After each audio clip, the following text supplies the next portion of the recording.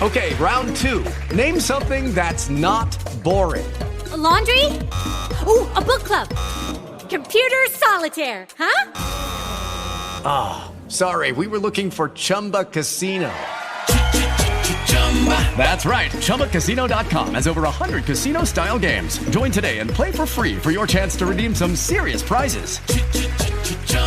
ChumbaCasino.com. No purchase necessary. Void where prohibited by law. 18 plus. Terms and conditions apply. See website for details. Judy was boring. Hello. Then Judy discovered ChumbaCasino.com. It's my little escape. Now Judy's the life of the party. Oh, baby, mama's bringing home the bacon. Whoa, take it easy, Judy. The Chumba life is for everybody. So go to ChumbaCasino.com and play over 100 casino-style games. Join today and play for free for your chance to redeem some serious prizes.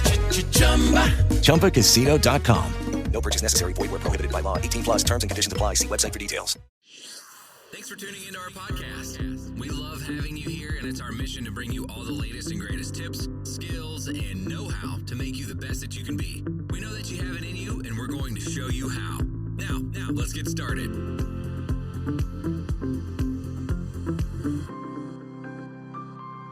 This episode is powered by Poddex. Thank you for tuning in today. You are now listening to That Will Never Work podcast with your host, Maurice Chisholm. Hello, everybody. This is your host, Maurice, and I thank y'all for tuning in. Yo, we have another fabulous show today. This person I'm going to introduce to you today, yo, she is the MOMpreneur. I don't even know any words to really describe her, to be honest. I've known this young lady for quite some time. And she's, we're going to let her explain to what she does and where she's been and what her kids do and things like that. But she is fabulous. She's a great speaker, motivator, and, I don't have anything else to say about her. I'm going to tell y'all right now, she's fabulous. I'm going to introduce to all of you Miss Sasha Taylor. Hi, Maurice. How are you? I'm good, Sasha. How are you today? I'm doing very well. Yo, Sasha. You know what? Thank you for coming on because I'm just super excited because, I can't explain to you how much you motivate me just paying attention to what you're doing and how you move and things like that. And I really want other people to know what a blessing you are in my life, to be honest. And just being able to see how much of a motivator you are to not just myself, but everyone else that I know that touches you. So I just thank you very much for coming on, Sasha, today. Thank you. Thank you for having me. I'm so grateful to be here. I really am. So thank you for your kind words too. Oh my goodness, that's so awesome. Thank you. Sometimes, we have to give people their flowers, and let people really know how you truly feel about them. Yeah. And sometimes we don't do that enough. We look at each other in this entrepreneur space sometimes as competitors and things like that. But no, we should be a team. We should be together moving forward. It's enough out here for everybody. Absolutely. But Sasha, what is it that you do? Where are you at today? I am a realtor. I'm a realtor based out in Pottstown, PA, in the Chester County part of Pottstown, PA, and Chester Springs, PA, which is also in Chester County. So I am a realtor. That is what I have been doing now. And I'm a new realtor. So I'm going to be extremely transparent in this conversation that we have today, because I feel like it hopefully people can listen and it can help them and set them free from whatever they might be experiencing. But yeah, I'm a realtor. I just got licensed as a realtor July of this year, but I had really been studying real estate for the past 2.5 years now. So I feel like I'm new, but I'm not exactly new, but I am somewhat new, and I always remain a student. Mm-hmm. So that's my motto, is to remain a servant and a student. So I love to learn. And I just, learn all I can. But yeah, I'm a realtor. That's what I do. I love real estate. So a question then, what encouraged you to really get into real estate? Like I said, I know you have other lines of business, and once we share all your information, people can see what else you're doing. But what encouraged you to get into real estate specifically? So my background was in the medical field I was in the medical field for 20 plus years. And oftentimes, people would try to tell you that that's what you're supposed to do. Whatever you've been doing for a long time, they want to put you in a box and they'll tell you that's what you have to keep doing. I disagree with that because I feel like you only have one life to live, and life is better when it's well lived. Instead of just doing what other people think that you should do, you should follow your passion and your goals. And I'm a firm believer that even if something doesn't work out, it's okay, because at least you can say you tried it. Right. So I don't even, when did it even first start? So I want to say about 10 years ago. Okay. People were approaching me and telling me I should be a realtor. Oh, wow. You should really get into real estate. You should really get into real estate. And I was like, oh, okay. And I looked into it, but I stayed in the medical field. Mm-hmm. And then someone else would come along. You should really get into real estate. So it really started that long ago, but I just didn't listen. And I want to say 3 years ago, I started learning more about real estate investing. Okay. And I started connecting with real estate investors and literally just being a student. I'm still a student, but I felt like I was the kid sitting on the floor Indian style, like my legs crossed, just listening, to these real estate investors, whether it was on social media, whether it was, a phone conversation that I would have with them.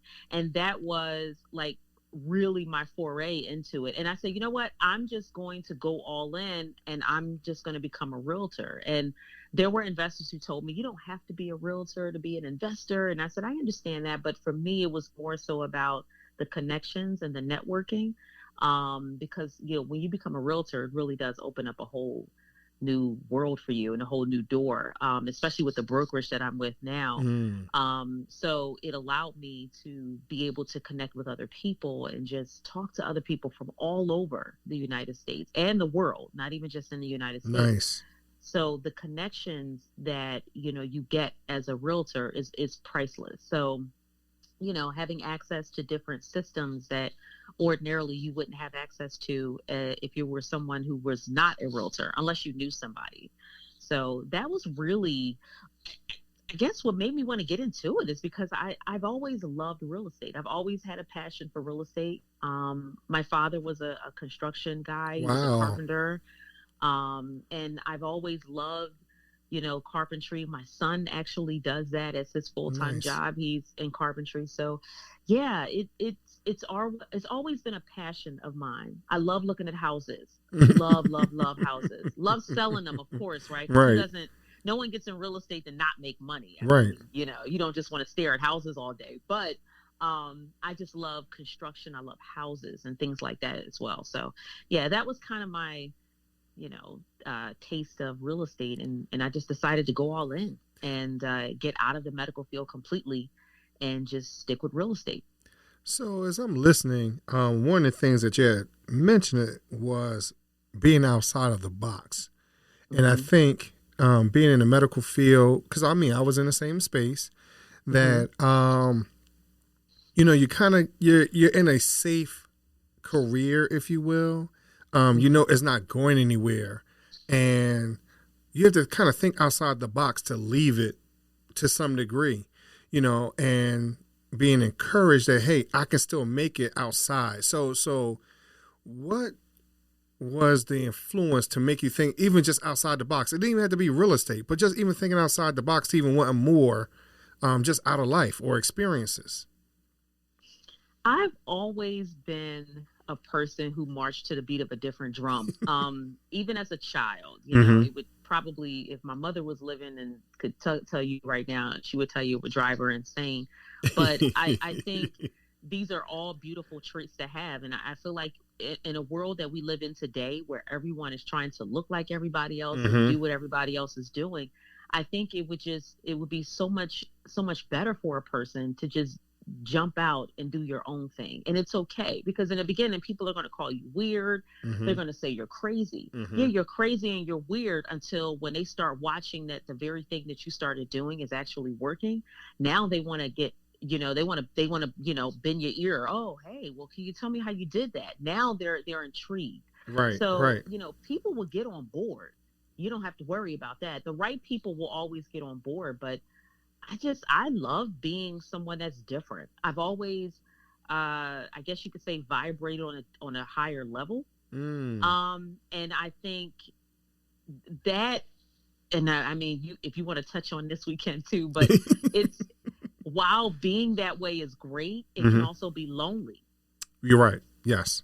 Because you tend to be, when you're a person who's different and you do things differently, you talk differently, you don't look like everybody else, you don't think like everyone else, people will tend to ostracize you because you're not like them, right? And instead of, and especially in this day and age, right, we're so busy looking at all of the things that makes a person different from another person, instead of looking at what makes that other person similar to you. How do we share some of the same thought patterns and the same beliefs? And I think if people can get over that, if people can get over prejudging other people before they really get to know them, I think they'll find that we all have a lot in common, more in common than we like to, mention. And I agree that a lot of us, we kind of look at ourselves in this cookie cutter space. Like you said, being duplicatable or whatever it might be. And there has to be some type of power to stay in your individualized space. And Sasha, I would say that I believe that that's where you live, because there's not too many young women like yourself that's fearless. I feel like you're fearless. And moving forward, no matter what the situation is, I feel like you're fearless. So where did you even get that trait from, of just being fearless and being okay with who you are, no matter the situation?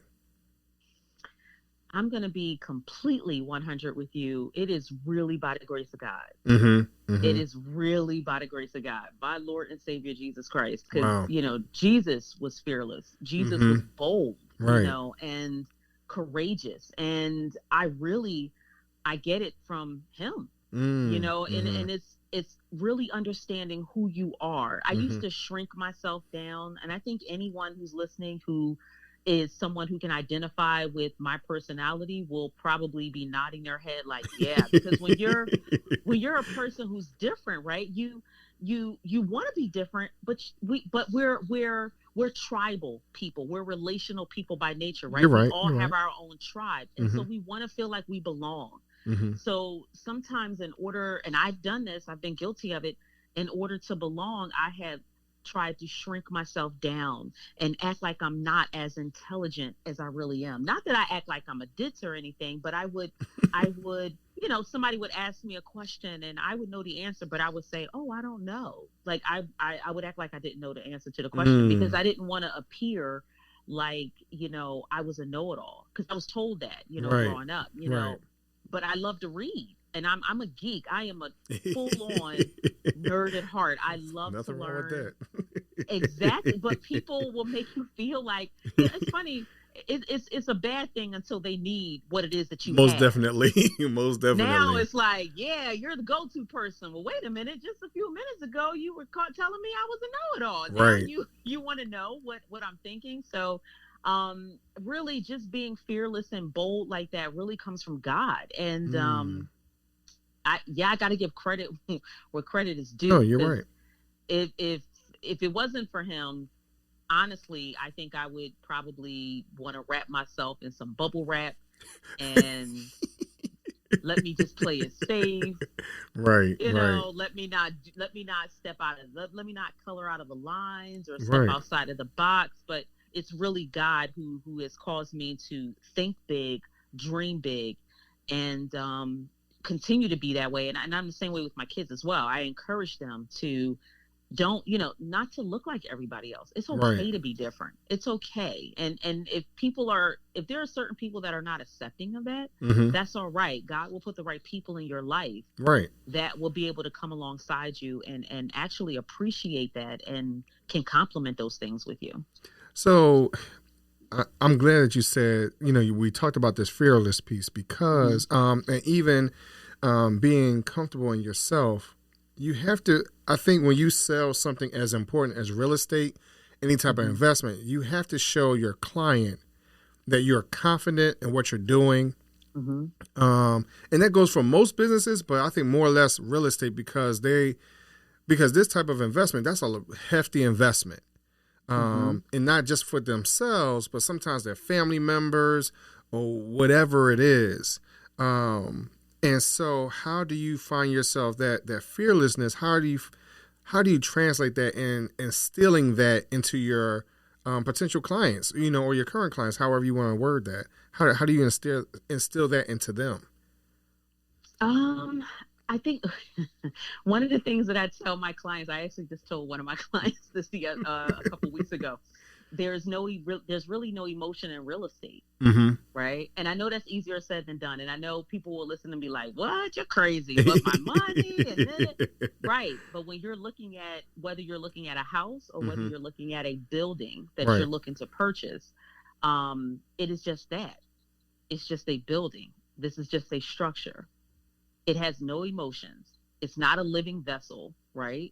It is just a building. And when you're dealing with it from an investor standpoint, one of the biggest reasons why I say there's no emotion in real estate is because you have to take your emotions out of it. Because if you keep fear, if you operate out of fear, you will make decisions out of that fear. And it may not be the best decision for you. Case in point, I had a client who we're about to go to close in December.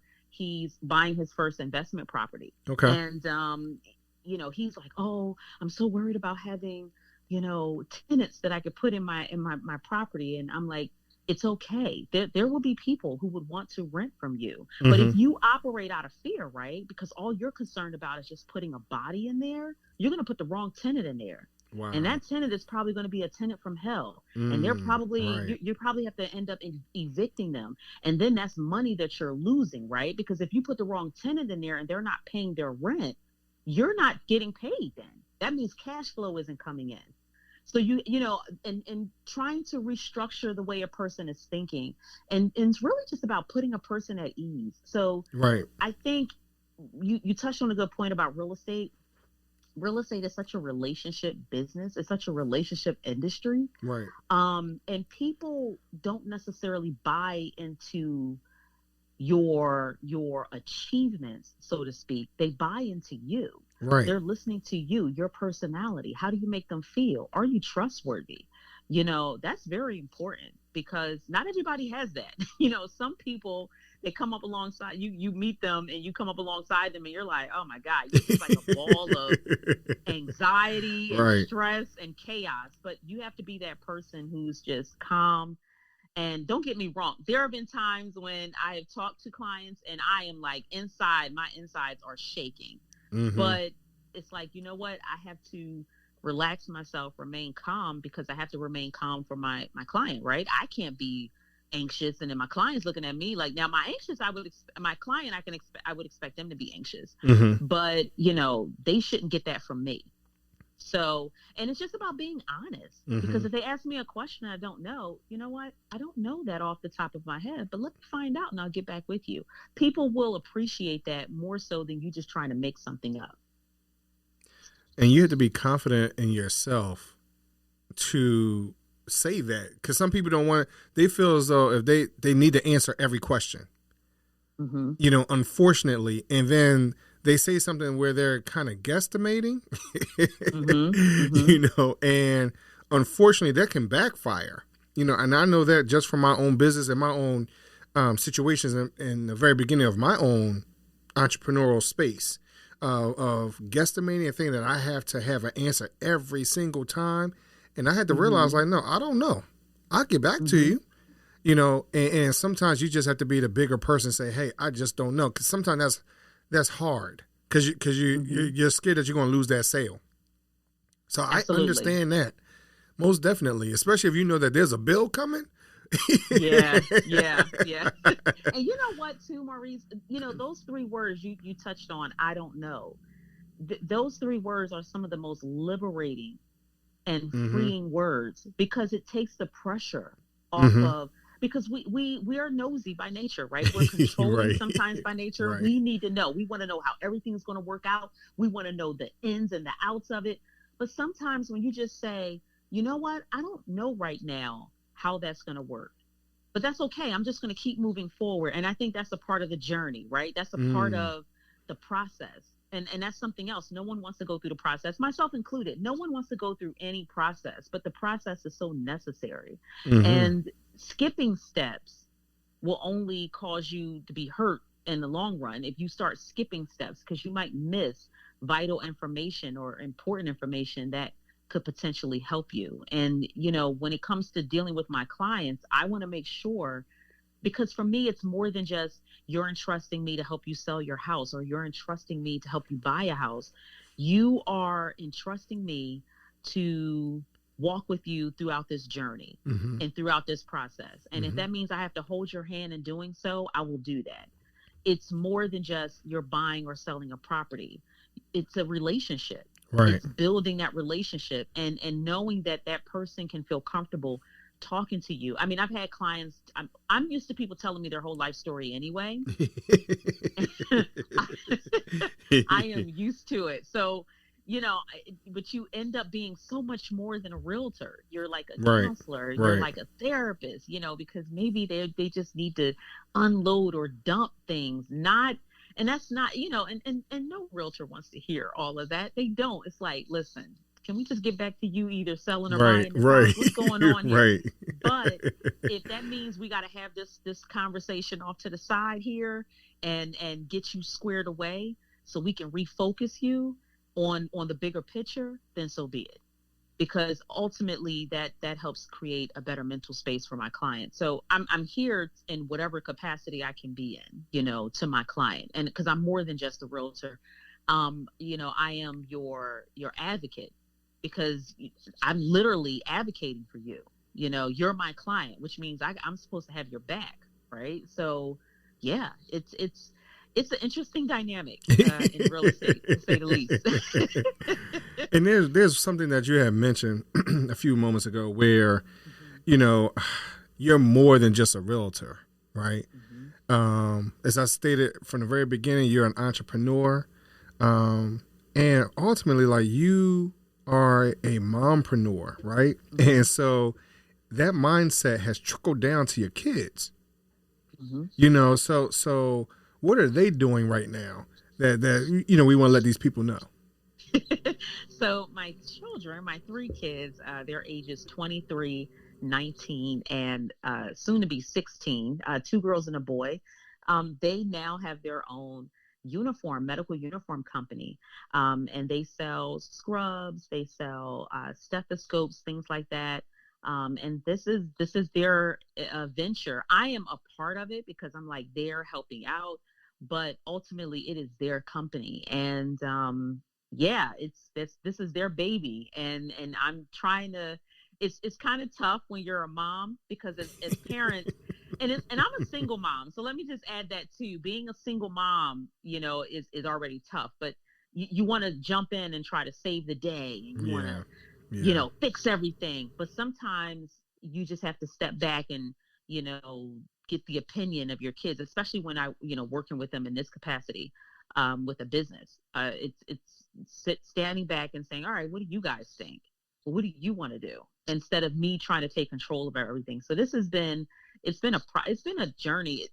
It's all been a journey, but it's been an amazing one. And I get to do it alongside my kids. So I'm very, very grateful and so blessed to be able to do that, especially at the ages that they are. But yeah, they have their medical uniform company, their scrubs business, and it's growing slowly but surely. And yet again, we go about that process, but it's going. Right. So what's the name of it? It's called Legacy Uniforms. We are on social media as well. And it's it's been it's been a struggle with dealing with social media, right? Because when you're selling a product or a service, social media is like the it factor, right? You should be on social media. Right. And trying to juggle all of that. And, we're doing our website. We're redoing our website now. So we're doing a new website that's about to roll out soon for the Black Friday sales. So we're getting that up and running. And it's been a process. This has all been a process, Maurice. That's all I can say. But just knowing who you are and your energy, I know it's going to be successful regardless. Because that's just the individual that you are, and I'm glad that you've been able to come and share with us today. I'm really proud of you. I really am. Thank you. And like I said, because you also motivate me. I see your Bible, what you read in the Bible app and things like that. So I just want Jesus. Right, but I'm saying that to say that for people that's listening right now, what she's saying, she lives. And you can actually see that through her social media, or if you speak to her on the street, whatever it is, she is authentically Sasha, point blank. Awesome. But one of the things, I appreciate that. No problem. That. I want to be that way. I want to be. I had somebody actually walk up to me and they was like, you are just so you're at peace. You exude peace. And everybody's not there. Oh my goodness. And I said, that's a beautiful thing, right? And in your mind, you're thinking, what is that? Doesn't everybody exude peace? Like, and it's like, no. Right. The person said no, but I would rather people see me and want to be around me and want to actually interact with me versus when they see me and they're like, no, I'm across the street. I don't want to talk to that Sasha, So yeah, I appreciate that. And again, this is all to the testament of God and him being within me, because I cannot take credit for that. The peace, the joy that I have, I try to smile as much as possible, and I love laughing. So, right. When I meet people, listen, I love talking to people. I'm an extrovert. So I love talking to people. I love interacting with people, but I want people to feel at peace with me. I want people to feel that way. So yeah, I appreciate that. That's a good thing. Oh, no, most definitely. Now, how can people get in touch with you, Sasha? So they can reach me at yoursassyagent@gmail.com. That's me, because a lot of people know me as Sassy. So I've actually registered that name with the Pennsylvania Board of Realtors, because I wanted to, I'm going to definitely turn that into a logo and all of that. Yeah, it's a process, but I'm going to definitely be turning all of that in there. But yeah, it's yoursassyagent@gmail.com is where they can reach me. Okay, cool. Now, before we end this, I ask everybody, some off the wall type questions, my would you rather segment, right? So today, now I've asked this question of other people, and everyone has something totally different to say about this. So here's the question, right? So the question is, would you rather have your face printed on money or have your own small town named in your honor? Ooh, I would rather have a small town named in my honor. I would, especially if that town is going to be about what my life legacy, what I want my legacy to be about. And that's to be about philanthropy, about helping people and everybody serving each other. And not just being, and this is probably why I wouldn't want my face just on money, right? Because having a town named after me in my honor, and it's a town that's based on my legacy, I just think will go so much further, because the goal was to have that town turn into other towns and turn into more towns, and then just have it nationwide and worldwide and global. So yeah, I think I'd rather have a town named in my honor. Absolutely. So one thing I have to say though, with you being a realtor, you can create your own town. I know, but it's different. It's kind of vain if you create your own town. I know, right? Like, I know. This is Sasha Avenue. No, I think I would rather have, to be able to have a town named in my honor. It's really just about what I want my legacy to be. Right. Like what do I want to be most remembered for when I leave this earth?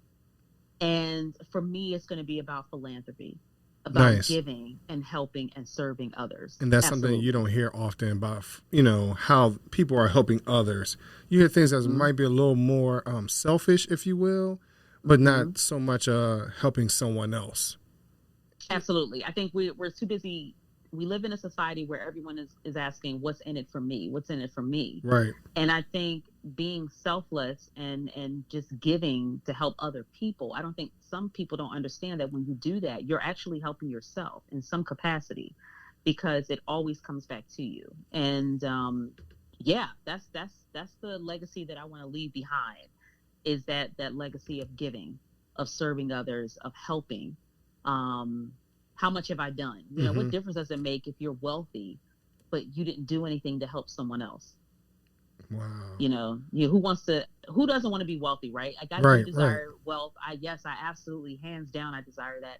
But I don't want to be remembered for how much money I had. I want to be remembered for, hey, I saw Sasha one day and, you know, she gave me a word of encouragement.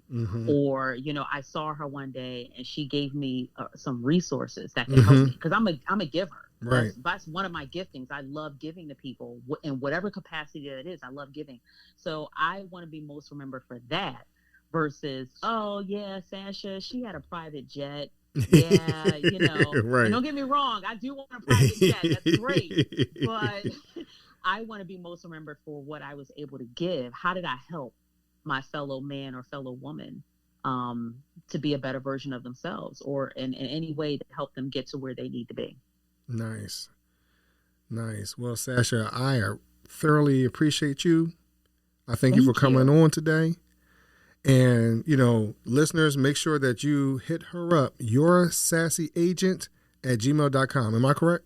Yes, sir. That is it.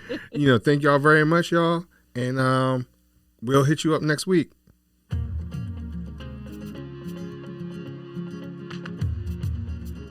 Loved what you've heard on this week's episode? Well, the answer is simple. It would mean the world to us if you could head over to iTunes and leave us a 5-star review and feedback. Spreading the word really is the best way to grow our podcast and achieve even greater things. Thank you.